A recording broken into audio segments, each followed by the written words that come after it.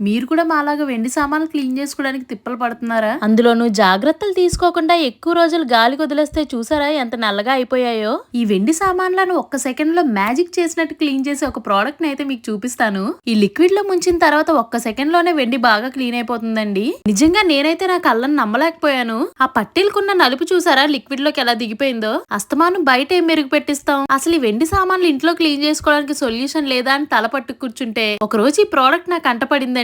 చూసారు కదా, జస్ట్ ఇలా డిప్ చేయగానే కలర్ అనేది చేంజ్ అయిపోతుంది.